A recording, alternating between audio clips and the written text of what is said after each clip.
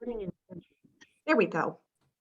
Okay, now we're on board here. Okay, and so if you'd like to disable the live transcripts, just look for the CC or the three dots, whatever appears on your screen, and you'll be able to either hide or show the subtitle. And then you also can change the font. So again, welcome, welcome, welcome, everybody. We have such a special guest today for you. Her name is Shannon Medja. She is the assistant professor of community health and also the director of ADAPT Lab. We heard from Dr. Hernandez, the first, if you joined us on the first class, and now we're going to hear from Shannon. And there we go. And if you'd like to communicate with myself or Shannon, please utilize the chat option, or you can raise your hand and then we can unmute you and you can ask your question to the speaker or myself. Okay. And then today, I believe today will be informational presentation based on the research that is being done with another research laboratory at University of Illinois and all the great work that they're doing. I don't believe there's going to be any exercises today. Oops. So with that, having said that, I'd like to introduce our special guest, Shannon. Welcome, Shannon. Thank you. Okay, let me just stop sharing so you're full screen. Okay. And let me take, may I share my screen? Am I able to? Yes. Okay, super. So Shannon has been actually a great supporter of Aging Care Connections, and I can't thank you enough for supplying such wonderful interns. I think this is the third from your program, but this is the first time that we're actually delving into the research that is being done, all the good work you're doing. So yeah, thank you so much. I am just thrilled to be here and for this opportunity to present to the group. And yeah, so should I get started? Yes, I'll. Okay. Please, yes. Super. Although I'd love to chat with you, but. Yeah, well, oh, it says that screen sharing is disabled. So Faith, do you know how to enable screen sharing, or Renata, do you know how to? Oh, here, yes, let me, I gotcha. No, that was my fault, so. Oh, no worries. Yeah, now you're co-host. Okay, so super, thank you. No worries. Okay, I'll see you on the back end. Okay, thank you. Let's see, basic. One moment while I screen. Oh, okay. All right. Well, hello, everyone. So when I was working on my ideas for today's presentation and, I guess session, because I thought of this as a learning session. And so my idea is that the first part of the 45 minutes I really was hoping that we could have a discussion. And so at the very least, participate by raising your hands. And if you care to share, I would love that. But anyways, so yeah, I have titled today's talk, Aging, Adaptation, and Technology. So we'll get to the goals for this session in a moment. So first, please allow me to introduce myself, Shannon Mejia, and also my lab. This isn't quite all of us. This was at our end of semester event that we like to throw for the research assistants in our lab every year. And so, the world had opened up a bit. So after meeting online and virtually for an entire year, we were actually able to meet in person and we had lunch together. We were still masked because it was late April, but we were just thrilled to see each other and to spend time together. So this is ADAPT Lab. And ADAPT Lab is actually, it's not quite an acronym, but it's short for Adult Development, Adaptation, and Technology Laboratory. Okay. So here's, then a little bit more about me, just so that you have a sense of where it is that I'm coming from. I obtained my bachelor's degree from a small college, a small university out in the Pacific Northwest called the University of Puget Sound. And there I majored in anthropology, not yet knowing that I was going to dedicate my career to the study of aging. And then I went on for graduate studies in human development and family sciences, with a concentration in aging, quantitative methodologies, and also germ technology.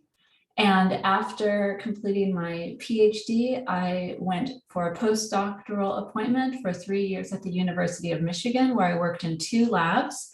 One was the Aging and Cognition Lab, and the other one was the Biosocial Methods Collaborative. And so in those labs, in those projects, we studied ways of understanding, like how do we best measure well-being, and also how do we best integrate subjective and objective experiences of health and well-being so that we can answer our research questions. And then the culmination of all of that experience brought me here to the University of Illinois, and I'm just beginning my 5th year as an assistant professor.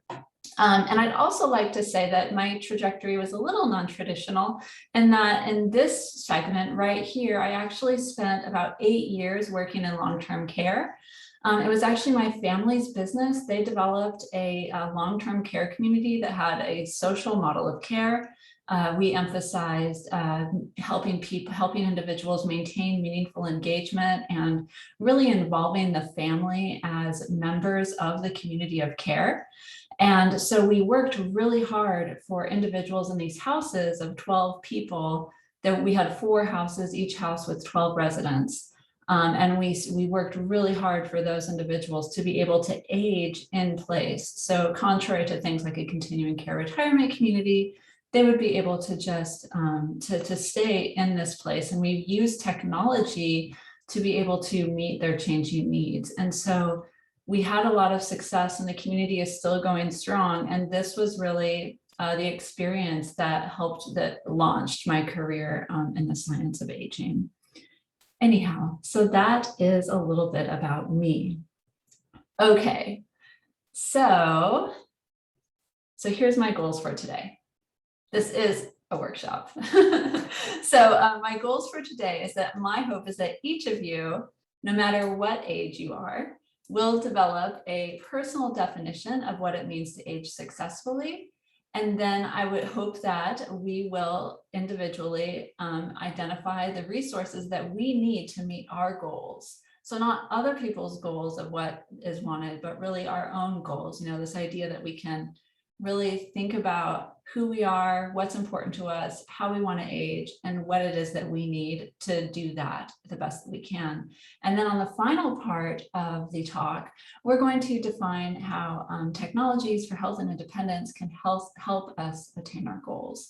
And then we will conclude. I have a few discussion questions that we can talk about anyways. So it would be the highest compliment to me if following this workshop you guys were interested in discussing. Okay, so we're about to begin our first activity. So please pull out your pen and paper, because I'm going to ask you to reflect for a few minutes, okay? All right. So we all think about our future to some extent. And when doing so, we usually think about the kinds of experiences that are in store for us and the kinds of people we might possibly become. And sometimes we think about what we hope we will be like, selves that we hope to become in the future. And so with that in mind, take a moment to write down a word that describes your hope of what you will become or what you hope to become in the future. So I'll give you 1 minute, and this can just be a word or a statement, but really try to visualize who you want to be in the future and write that down.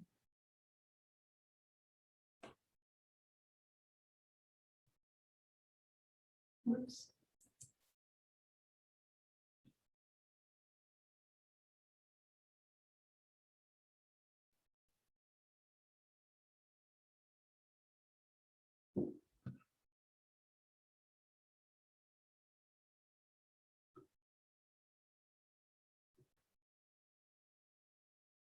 Okay.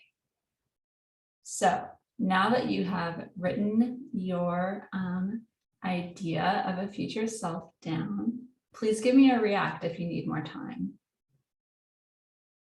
Okay. So in addition to having hoped for selves, we may have some images of ourselves in the future that we're not so excited about, images that we might even fear or dread, or that we just don't want to have happen to us or to those that we love.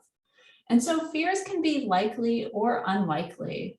And some people might have many feared possible selves, and others might have only a few. So now take 30 seconds to a minute to write down a couple of words that would describe this feared possible self.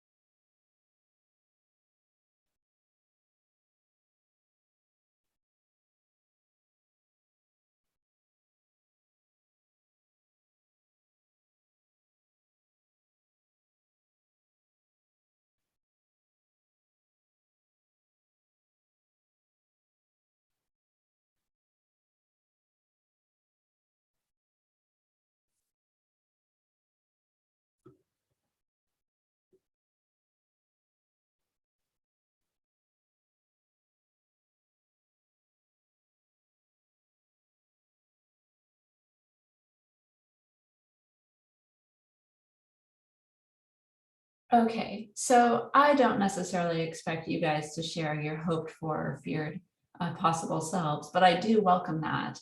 But what I wanted to do is tell you about my hoped for and feared self. And then if anyone else would feel like sharing their hopes or fears for the future, we can certainly open the floor. So I'll begin. So for my hoped for self, my hope is that I will have the health to continue to engage in the activities that could bring me meaning. And I also hope to be able to help others and contribute to my community. And then my greatest fear for the future would probably be that I would end up alone or depending on others. So before I move on to show you what other people have hoped and feared, would anyone be interested in sharing theirs?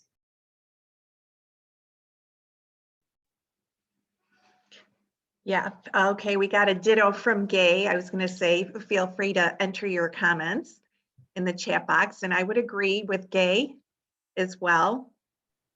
Nobody wants to be alone. You know, I think we all share those same fears. Exactly, and thank you so much, and thank you for the contribution, Gay. And absolutely. So this is a summary of multiple studies from the 1990s that my advising professor put together. And so what we do is we collect this information on hopes and fears, and we code them into specific domains. And domains often include things like the career or social relationships or health and that kind of thing.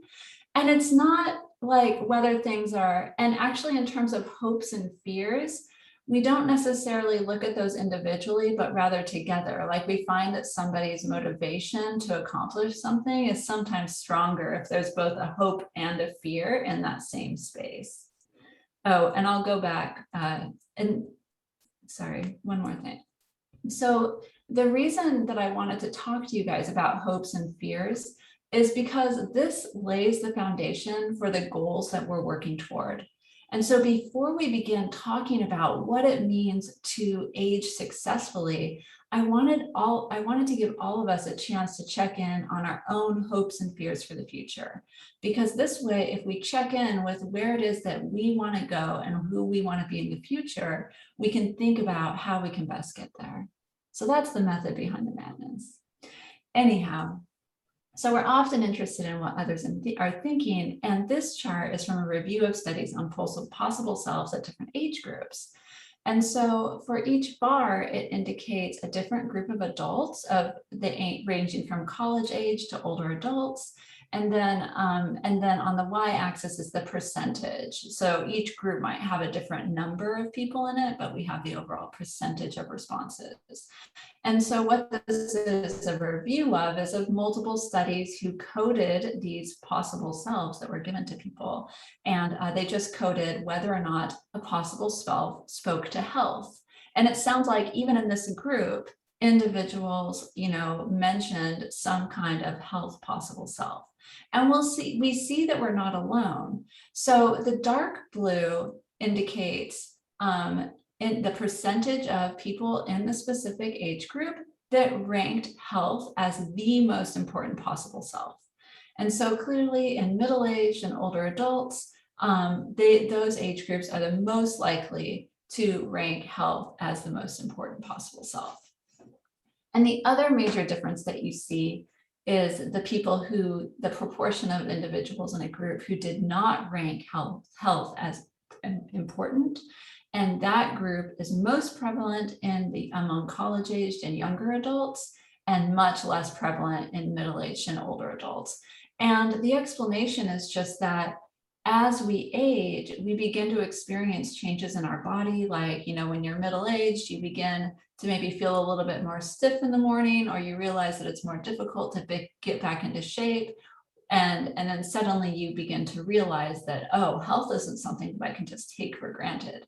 This is something that, I need to start investing in anyhow. So those are health-related possible selves.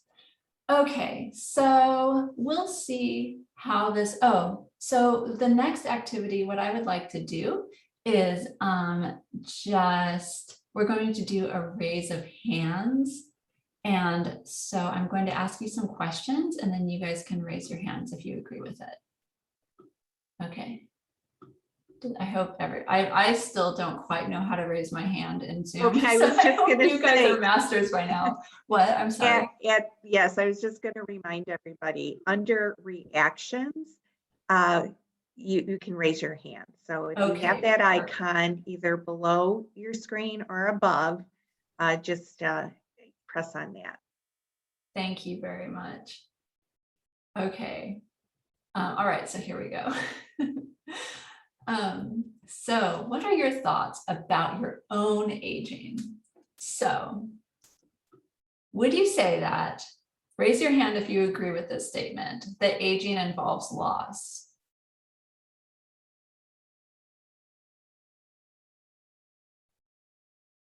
Okay, so we have about half of our audience thinks that aging involves loss. 3. Okay, all right, lower your hands. Okay, here we go. All right, next question. Who thinks that growing older has some advantages?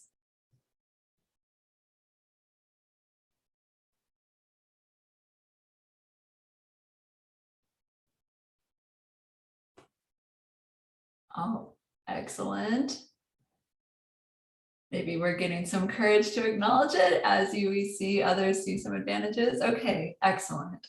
All right, so this audience is very similar to the older adults whom I've studied at the population level. That there's both gains and losses with aging, right? Like, we can't lie, there's losses that occur. It also can be helpful to acknowledge that there are some advantages, right? Like gaining wisdom, experience, being able to prioritize things. Okay, so one more question. What do you guys think? Is it possible to age successfully?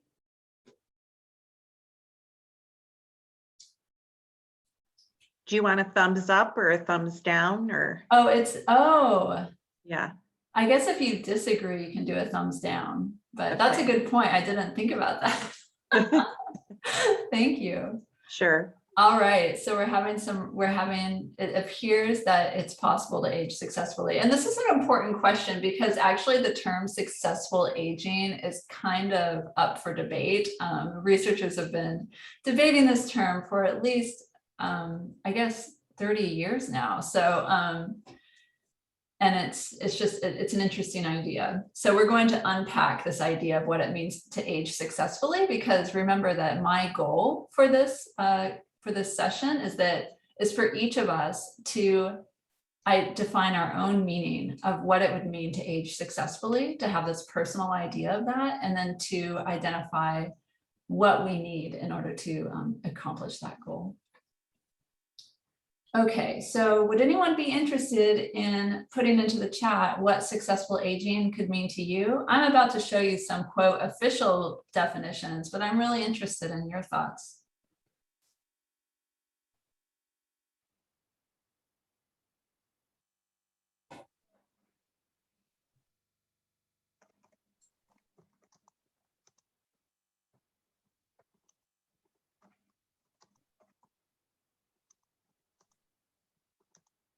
All right, so Arlene says that to age successfully is to stay active. Absolutely, that's very much in the definition. Living an active, healthy life and to be financially independent. Yes, it is so important that successful aging isn't just about maintaining health and functional ability, but also, the entirety of having the resources that you need to live. And yes, maintaining independence. Okay, so we're going to begin with the classic definition of successful aging. And so so successful aging, this is from Rowan Kahn in 1997. This has thousands of citations, people studying the occurrence of this phenomenon. We have another contribution of the successful aging is to remain independent and healthy. And so the definitions in this audience very much align with Rowan Kahn, right? That to age successfully is to avoid disease and disability, to continue engagement with life, and to have high physical and cognitive functioning, right? That the combination at the intersection of all of those is to age successfully. And what this perspective, what was revolutionary about Rowan Kahn's contribution in 1997 was that they said, we can't assume that aging is always a decline, right? We can't just be victims to aging. There is something that can be done. And so he defined this idea of, what it is that we can strive for. However, in the discourse, researchers have been struggling with this idea of avoiding disease and disability, of high physical and cognitive function, and continued engagement with life. So those are criteria of successful aging, because it suggests that if you lose any of those, that you're no longer successful. And I guess if each of these were up to our individual choice, maybe that wouldn't be as problematic. But what gets complicated is that aging involves biophysiological processes that indeed increase the risk of disease and physical and cognitive limitations. So at the biological level, there's these forces that are operating against or increasing the risk that we won't, meet those definitions of successful aging. And additionally, there's societal processes such as retirement, right? Where your roles change, and it can be really difficult to make new friends and to maintain a connection in the environment. As you grow older and your role in society changes, you need to work harder in order to maintain those social connections. And so from a psychosocial perspective, remember that my training is in lifespan psychology. One of the leaders in our field, it was actually husband and wife, Paul and Margaret Baltus, they came up with this term, and they said that successful aging is not the absence of change, but rather adaptation to it. Because remember, what's important when we identified, what is it that we want? It's really this ability to be independent. Right. And that would suggest that even in spite of whether or not, and the ability to continue to do what it is that we love, even if some of these things that are beyond our control were to happen to us, right? And so my colleagues and I, back when I was at Michigan, we wrote this theory piece on success, and that's in the special issue of Successful Aging 2.0 in the Journals of Gerontology. And this was our idea, that these that these items that Rowe and Kahn identified, this idea of maintaining physical and cognitive functioning, of avoiding disease and disability, and maintaining social embeddedness, that's not the destination, but rather they're resources, right? They're resources that make it easier to accomplish our goals. And so the goals are to lead, a happy and healthy life, to experience well-being within the context of our daily activities, and to achieve and to become the person whom we want to be. And what we found is that, we were using a public data set, so our measures of the environment weren't that sophisticated.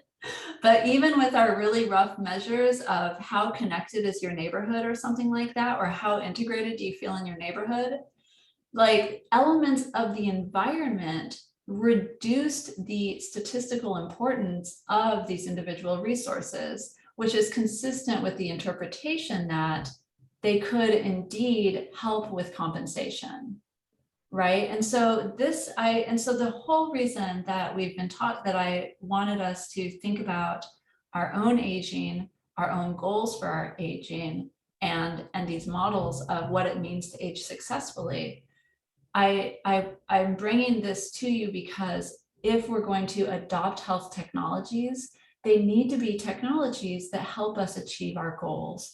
And the way that they help us achieve their goals is by compensating for areas that we may be losing for reasons that are beyond our control. And so that's now we're getting into the technology part. Okay, so if you've been to our lab website, this is the splash cover, and it's just a really special image to me. And so this is a paddleboard. Has anyone here paddleboarded? Raise your hand if you have. It may not be as common out here, but in the Pacific Northwest, where I'm from, it's pretty ubiquitous. So yeah, I think you're right. The geography, I don't know if it's that popular. Yeah, no worries, no worries. Yeah. So paddleboarding, so these days you see if you go to the Puget Sound, this is actually a photo from the Puget Sound. It's beautiful out there. For the most part, if you see people paddleboarding, they're younger adults practicing yoga and paddling around. You won't believe who it was who invented paddleboarding. It was actually aging surfers in Hawaii. I'm actually, my sister, her family, her in-laws lived in Hawaii for most of their lives. And so I've actually met, I guess, one of these aging surfers who pretty much invented paddleboarding. And it was an adaptation. So surfers are very fit, right? And they spend their entire life out there paddling the waves. And so they're very, very fit. And in spite of that, because of the biophysiological processes, it becomes more difficult to maintain strength and range of motion, especially if you add some injuries that might happen due to their sport, right? But they had this love for surfing. Surfing, like if we were to have asked them about their hoped for self, it would have been to surf. I want to still be in the water and surf. I am a surfer, right? Like this would be part of their hoped for self. And so in order to maintain this activity for them, they developed this adaptation where they began riding their surfboard out, but taking a paddle. And suddenly they were able to paddle fast enough in order to still catch the waves so that they could still surf. And to me, this just sums up how it is that technology can help us in aging successfully. It can help us adapt to change so that we can continue to make progress towards our goal.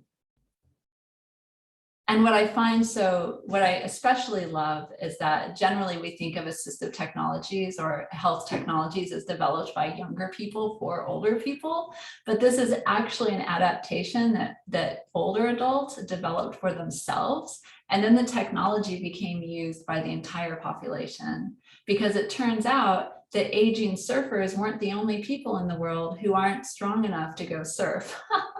So, for example, me. So not that I've actually had the guts to take a paddleboard out to the waves, but yes, I have balanced on one. Yeah, I love Okay, that so story, Shannon. I love it. Thank you. Thank you. Yeah, it just makes me smile. All right. So the key, so what we're going to talk about now is like, what are some tips for aging successfully? And we're going to integrate technology into that at the close of this talk. Okay. So the key to age successfully is to invest in your key resources, right? And we've identified them. And a lot of this is common sense. And a lot of it you've probably already talked about in this workshop series. And also I'm sure that Dr. Hernandez touched on it as well. So we need to invest in your key resources, and as identified by Rowan Kahn, right? Maintain physical functioning and minimize the risk of disease and disability. What does that mean? That means investing in your health. So maintaining physical activity, attending to your diet and nutrition, making sure that you're getting proper sleep and relaxation, right? And you also need to invest in your your ability, and the way, and research is showing that the best way to maintain your cognitive and your functional ability is to get out there and do, right? And to seek out and engage mentally challenging activities. And so, such as, a Zoom conference that you're attending right now. So this could be things like volunteering, and also challenging yourself, be it on, games or classes or whatever, but just this idea of staying engaged and continuing to work to the best that you can on, expanding your horizons and doing new things. And the third thing that you should invest in is your relationships. So the fact is that we don't, as much as my fear might be that of being alone when I age, the fact is we don't age alone, and we're not alone through our lifespan, right? And so throughout our lives, we need to continue to invest in and build and develop our close relationships, because they have such a strong contribution to our health. And also our close relationships are the people who can either help us or hinder us from these other important activities, right? So we need to nurture these relationships and help them be healthy so that we can be healthy as well. We can also support others and also learn to ask for help. And then also think not only of relationships as individuals, but the collection of individuals. I'm currently doing some fascinating research in this idea of older adults co-constructed beliefs about their own aging. And what I find is that the beliefs that people share have their own independent effects on future health over and above individual beliefs. And there's just this growing body of evidence that that through our relationships and through our interactions with others, we're co-constructing these environments that are greater than the sum of their parts. And this environment that we're co-constructing has an impact, its own important impact on our health and well-being. Okay, so we are going to invest in our key resources, and then what we're going to do is we're going to optimize our environments to compensate for losses in resources, right? Because unexpected things happen. As John Lennon says, life is what happens to you when you're busy making other plans, right? You can have everything planned out, but the unexpected will still happen. And so when that happens, it's what we need to do is we need to check in and figure out what can we do, to support ourselves. And so this can mean reducing barriers and hazards in our home, and also prioritizing and simplifying tasks. And so that's kind of an interesting dynamic, right? Because right here, I'm saying challenge yourself and expand, right? But right here, I'm saying prioritize and simplify. And it truly is both, right? This is a dynamic. So because what you're aiming for is to attain your goals. And so you have to be flexible and dynamic and adaptive in order to meet your goals. So this brings us to technologies for health and independence. So in addition to simplifying and reducing barriers, you could also use technologies to make things easier. So ways that technologies can help is by reducing barriers. They can make tasks easier in daily life. They could strengthen and bolster your resources. They could inform, train, or coach you. They can help you reinforce good habits or break bad habits. They can help you maintain social connections and even make new friends and strengthen social networks. And additionally, technologies can respond to events. And this could be like in the form of personal alerts, and also things that could summon help in case something unexpected were to happen. So I'll provide a few examples. This talk was a little bit of a challenge for me because health tech, there are so many different ways that technologies can help. And so this is why I wanted to start with helping you identify your goals and your resources, and then identify where it is that technologies could help you individually. So I think that this is a framework that can help you shop or see what is available on the market, and to help you think about different ways that technologies could, help you meet your goals. So smart homes. Smart homes can range. They actually began historically just in security systems. And security historically, in the 80s and 90s, it was really common, or it was emerging to have these, door sensors and motion detectors and stuff that could then alert people of intruders. Well, as those technologies continued to develop, and computing power improved, and we developed the cloud where information can be sent and remotely processed, it created this ability to make our homes smarter and smarter at really a pretty affordable price. And so one could do things like automate lighting. So if we were to say our goal, like we realize that the greatest threat to our desire to live independently is fall risk, right? Then what we could do is we could bring technologies into our home in order to reduce fall risk on our own home. And that could be something like automating lighting, so that when you wake up and, like, let's say you have to leave your bedroom or you go into the bathroom, the lights automatically come on, so that step of having to, shuffle and look for things is missing. Or maybe there could be some kind of alert and security system that summons support. And then this isn't quite fall related, but it is independence related, which is something that came up as important for this group. So networked appliances can also simplify tasks.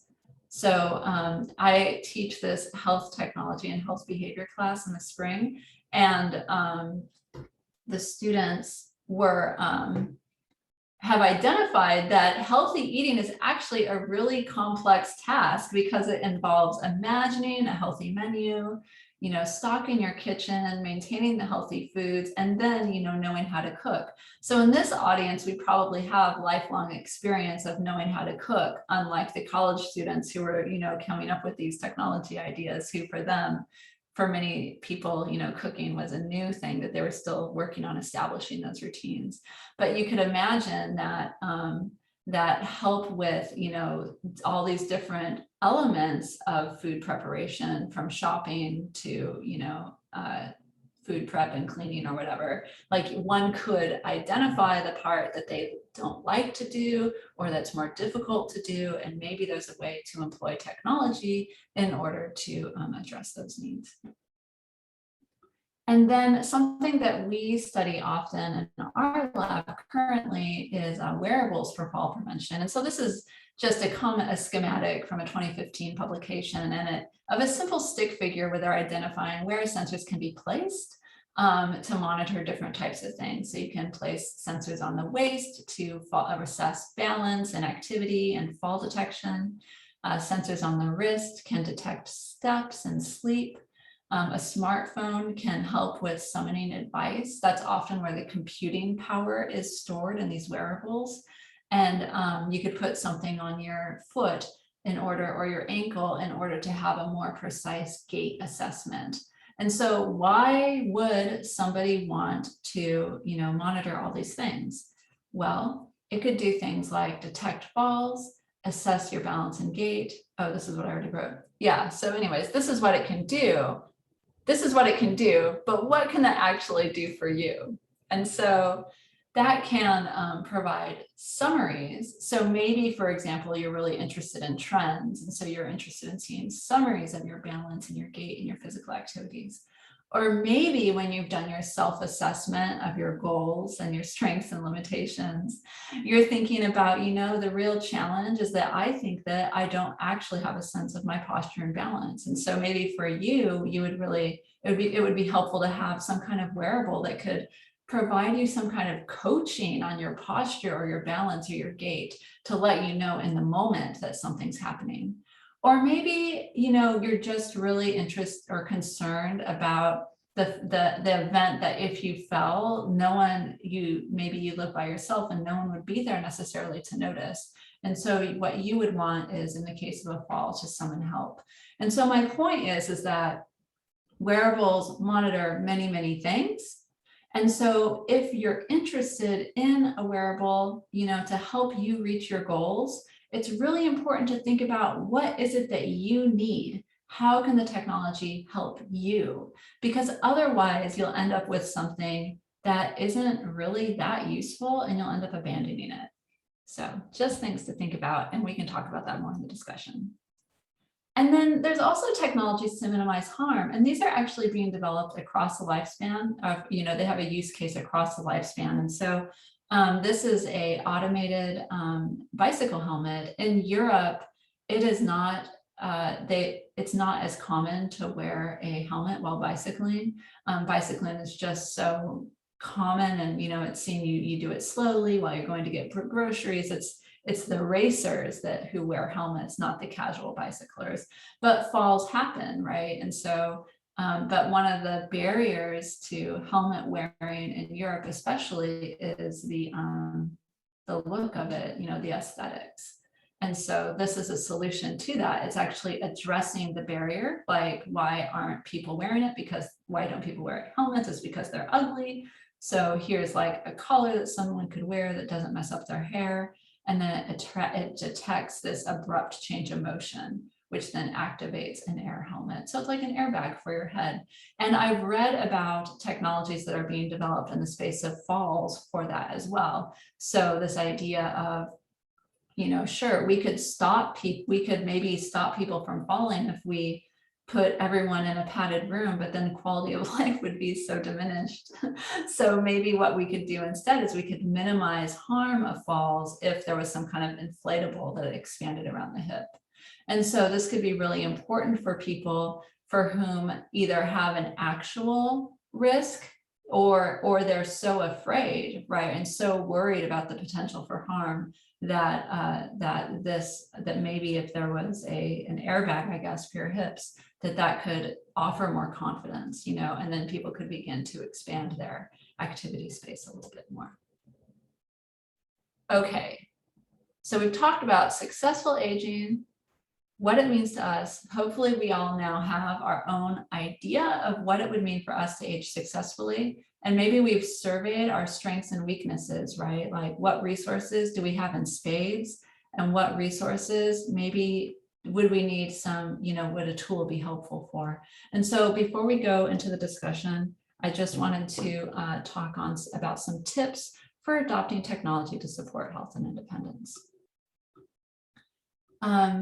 So the first is to conceptualize your goal. So and while doing this, so essentially, write it down, think about where it is that you want to go, and identify the strategies that you would need to do to make progress toward your goals.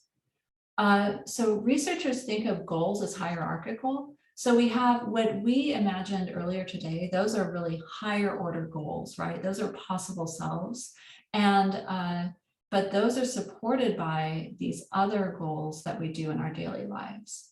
And so, and there could be multiple, mid-level goals that are related to our goal. If we have a long-term goal of being independent, we could have midterm goals that are about, bolstering our relationships, maintaining our level of physical activity, and eating healthy, right? And all of those are in service to this higher order goal of being independent, maintaining our independence as we age.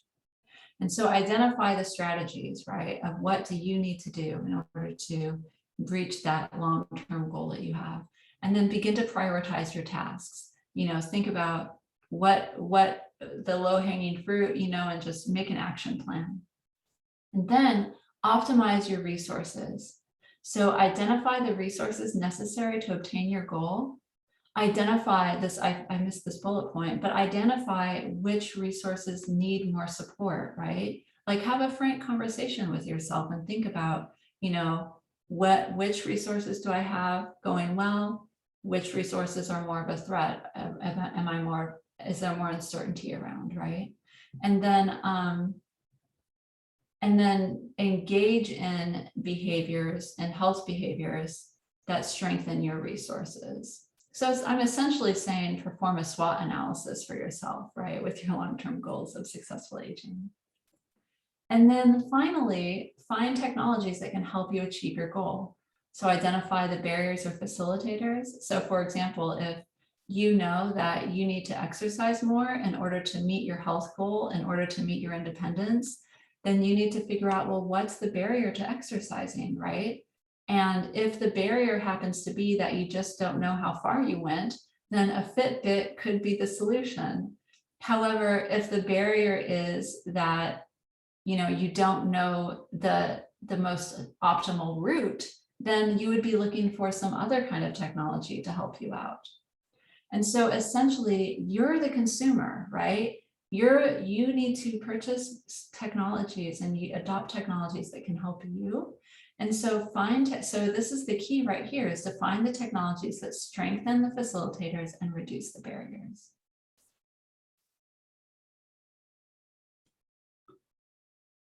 Okay, so we have a few minutes left, and so we can open the floor for discussion. And I will just offer a few questions, but if somebody would like to say something else or has another discussion question, just pop it into the chat and I'll say it as well. But my first question is, I guess, do any of you guys use technologies currently to stay physically active, healthy, or socially connected? Good question. I was thinking the same thing. I had a Fitbit for my personal use, but it never it never worked for me. So I think, there's a barrier out there to invest in something like that. Do you know what I mean? Yeah. Because they're not cheap, right? And we, maybe we don't quite understand the benefit of a device like, a smartwatch or a Fitbit, or just even using your phone. That tracks maybe the steps that you're using or that you're doing every day.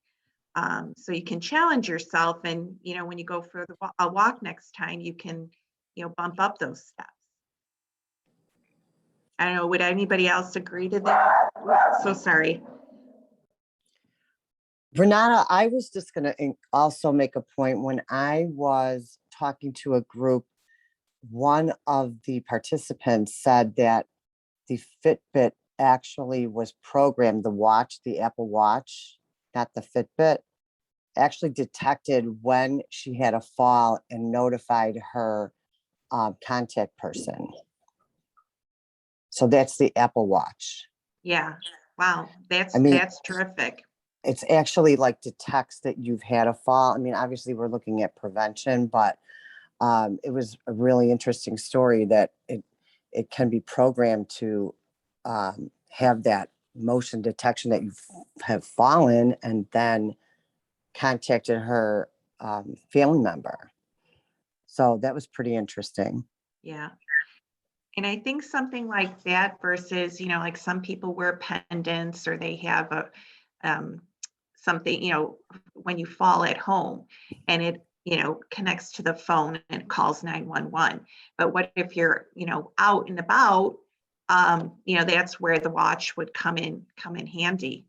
Yeah, thanks for sharing that, Lori. And by the way, Lori Gibson is with, oh gosh, now I'm blanking. I'm sorry, Home for Life. Lori. That's right. It's Home for Life. We just do a Yes. lot of accessibility type Yeah. installs. So Yeah. Renata and I have talked about independence and things like that. So thanks, Renata. Yes, yeah. So know- Lori has been a great supporter of Aging Care Connections and has done programs on home modifications, which is what her company specializes. So thank you. So that ties right into a technology that we can help ourselves around the house to feel safer in our bathroom or wherever we have some, hazards that might trip us up. So thank you for sharing that. And I see we have some chats coming in. So Gay is joining us all the way from California, which I love, Gay. And she just loves our exercise programs, which we offer our community, 2 to 3 times a week opportunities to, strengthen their core and work on balance, so that, everybody can stay active. So thank you for joining us, Gay. I hope you're safe out there. Hear all the hot weather and fires and everything. And then Allison said she has a reminder on her phone. This is great, to drink water every 2 hours, but she tends to ignore the reminders. Thanks for sharing, Allison.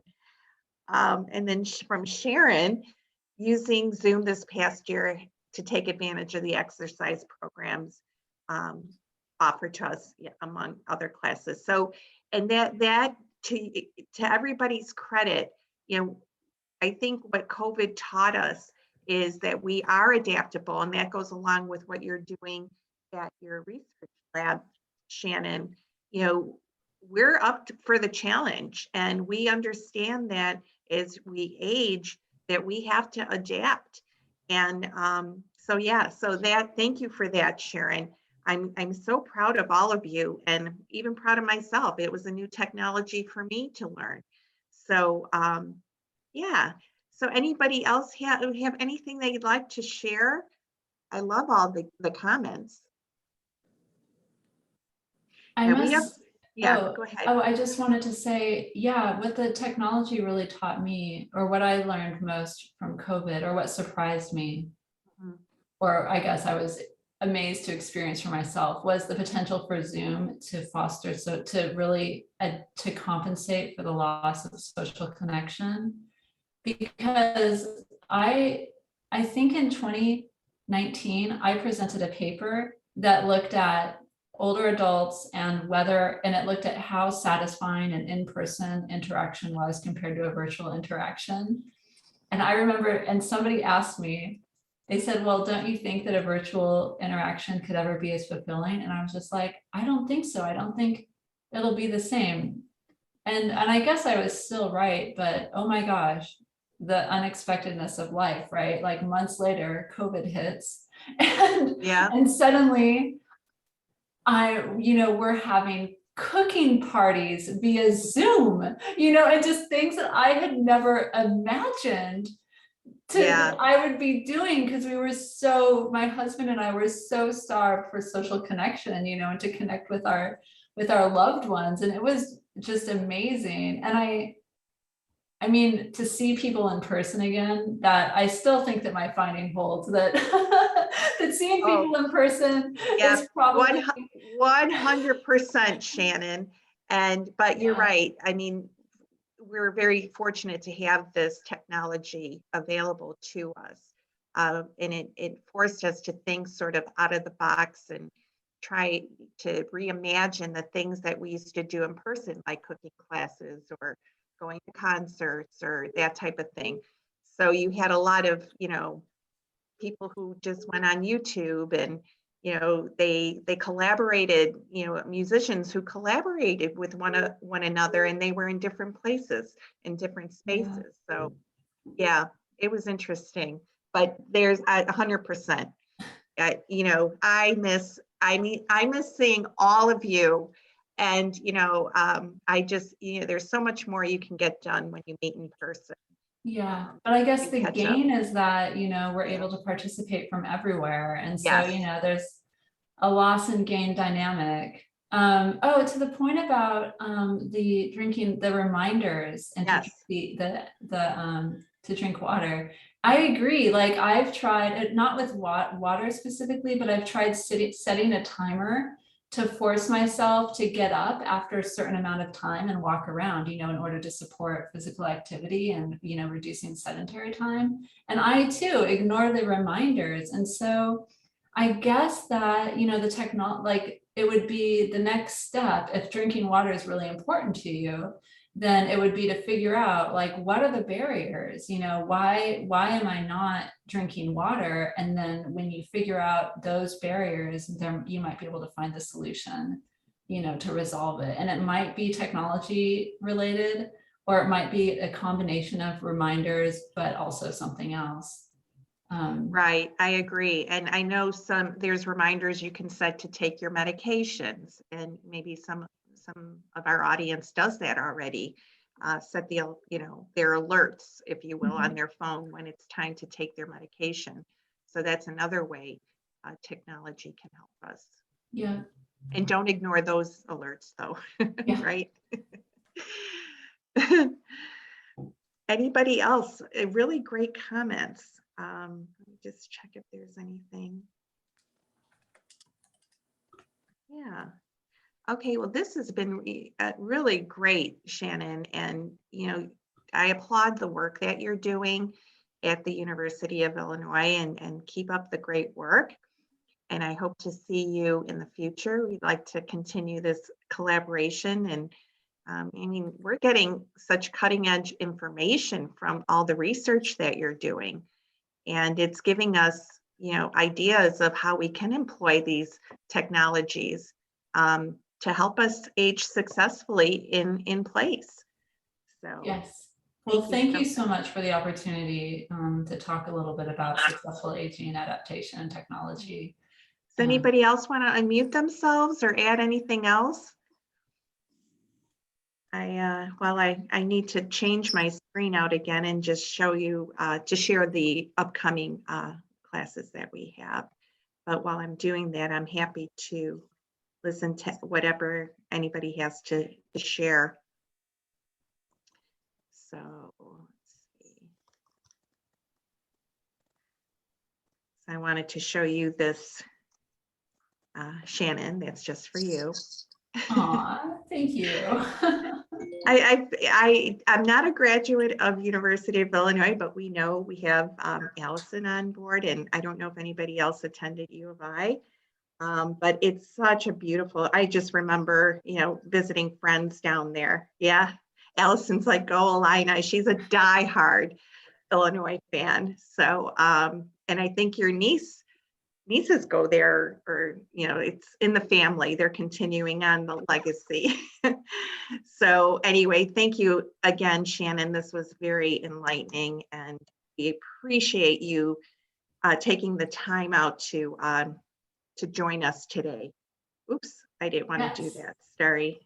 My pleasure. Yeah, if Faith has information, if you're interested in knowing more about Adapt Lab or participating in any of our upcoming studies, which are just pretty much about how older adults understand their health, like different versions of that, please talk to Faith. And yeah, I'm just thrilled to participate and to meet all of you and to see you again. Oh, right. Thank you so much. All right. You're welcome to hang out, but take care. And like I said, you're always welcome to come back and talk to us. Thank you. Thank you. So as you can see, our last class will be on Thursday. We have another class on Thursday with Faith. And if you joined our class last Thursday, it will be part education and Faith will also share some exercises that we can do to improve our balance. So we're looking forward to that again. Okay, then next up, this afternoon, we hope you can join us join Trish with her new book series, and she's going to focus on Stephen King. That's coming up at 2 p.m. And then tomorrow, again, balance and strength. We're bringing it for you guys, and we hope you can join us then. See, I have another comment. Okay, never mind. Okay, and then Qigong on Wednesday at 11. Hope you can join us then. And then on Thursday, okay, I'm stuck on this slide. There we go. We have another special treat. Leslie Goddard is going to do mid-century cuisine and revisit how we used to eat between the 40s and the 60s, which is so much different, right, than how we eat now. But it'll be a fun program, so I hope you can join us. And then Senior Strong Fitness again on Friday. And then next Monday, a week from today, we will have the creative writers discussion. Act 2 does a nice job with this. And then this is really fun too. Trish is back. Oh, did I hear somebody? Somebody want to say something? I thought somebody. Okay, this looks like such a cool program, and art is everywhere, and that's true. More and more, you're seeing these murals on buildings, very popular. Even barns, people are painting their artwork on barns in the rural areas. So this will be a really fun program, and Trish does such a great job. Her research is amazing. And then also, if you'd like to inquire about the Wits Wellness Research Study, this is another thing that you can do, that we connect you to, that you can help, your own journey during health and wellness. And the information, it does start on August 4th, which is next week already. Wow. And it's in Westchester, which is very nearby, obviously not to you, Gay, who's in California. But anyway, check it out. There's a phone number here that you can call to see if you qualify. Okay. And then also we're joined by Patricia Faust, our brain expert, next week as well, on older adults and decision making. So she'll have some great tips, like she always does, on how to keep our brain sharp, but really employ strategies, which is basically we need a strategy as we get older. And this is just reinforces it for decision making as well. And then Allison has come up with some new programs, great programs on Friday, and the Act 2 folks, the last Vermeer. Hope you can join us there. And this looks really good too, the Essential Great Fire. That's interesting topic, or title, I should say, the Essential Great Fire on August 9th. And then this also looks really phenomenal, The Six Wives of Henry VIII. I love everything that has to do with medieval times. I'm obsessed with that. And then just a reminder that our lunches, our pickup lunches, are still going on this summer. You can pick them up at the Salerno's in Hotchkins. It's a drive-through service. We just ask that you call the number 48 hours in advance to reserve your reservation. Okay. And then thank you so much, everyone. We're so glad that you're part of the Aging Well neighborhood. We count on all the funding from all our grantors and individual donors, and we're just so happy that we can provide these programs to you. And then again, thank you for joining us. Here's some more shots of the beautiful campus at University of Illinois. And I hope to see you this afternoon at 2 p.m. for the book club. So everyone take care. See you then. Bye. Oh, it's just us. Hi, everyone. Oh, I better stop recording. This was a fun one. Yeah, I really liked it. I can ask Shannon to send a PDF of the slide deck also, so that I can get that to you. Okay, thank you so much. Okay. All right, well, I Faith, we'll agree. talk That to you was a later. great session. Oh my gosh, it was so good. Here, let me do this. There, that's what I'm looking for. Okay. Thanks for joining, Allison, and I love your comments about you. Bye. I bet that brought you down memory lane, huh? Yes, yes. I love your vibe. But that app I have on my phone is actually one of like the only like 2 or 3 apps I've ever paid for the water reminder. Because I thought, well, if I actually pay for the water reminder, maybe I'll actually drink the darn water. But it doesn't help me. Does it? Do you instead, don't tell me you grab a Diet Coke instead. Well, no, often I just am like, oh, I'm not going to get anything to drink. I just ignore it. But I am drinking Well, water today. yeah, look what I'm drinking. This is right here. I buy these, so I buy these, I guess it's a liter. And I just keep it here.